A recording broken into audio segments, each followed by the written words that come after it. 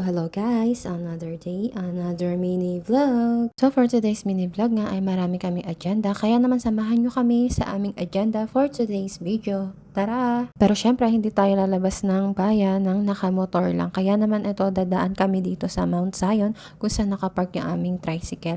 At kukunin nga namin yan para yan yung maging sasakyan namin papunta dun sa aming mga agenda for today. At ito nga si Zion, sa super excited nga na umalis na kami, ay siya na nga yung nagkusa na tanggalin yung cover ng tricycle. Nahirapan pa nga siya dyan, kaya tinulungan na siya ng daddy niya. Pagkatanggal niya nga ay nilagay niya na nga ito dito muna sa may motor. Babalikan na lang yan namin mamaya. At ayun nga, bumalik na nga siya sa may tricycle at sumakay na nga agad. Akala mo naman iiwan. Ito nga yung lagi kong gawain pag kami nga lang yung magkakasama. Ako yung taga-sara dito sa gate. Pag ako nga yung nagsasara dyan ay niloloko ko nga lagi si Kel na nagbababay ako na kunwari hindi ako kasama, at ayun nga, naiyak naman siya.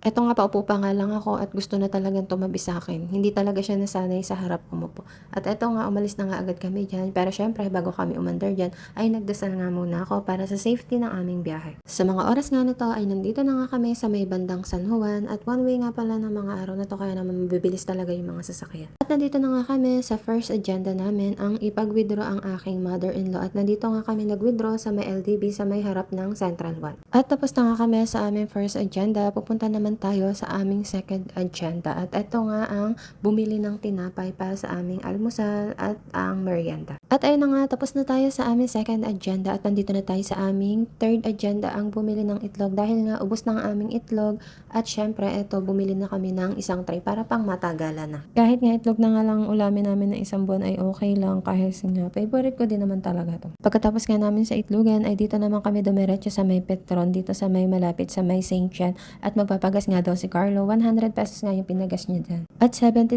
pesos per liter ang presyo ng gasolina dito. At ayun nga, after nga namin magpagas, syempre meron pa tayong last stop at yung aming last agenda nga ay andito nga sa may gilid ng Mercury Drugstore dito sa may Lumang Palengke. Ito nga ay bibili nga daw si Carlo ng holiday siomai. Favorite nga namin tong holiday siomai na to kasi nga napakasarap niya and napaka-affordable lang. At ayun nga, after nga namin makabili ay nagbiyahe na nga din agad kami niyang pauwi. At habang nasa biyahe nga kami pauwi, eto nga si Kelkel ay nakatulog na nga sa biyahe kasi naman hindi natulog nung tanghali.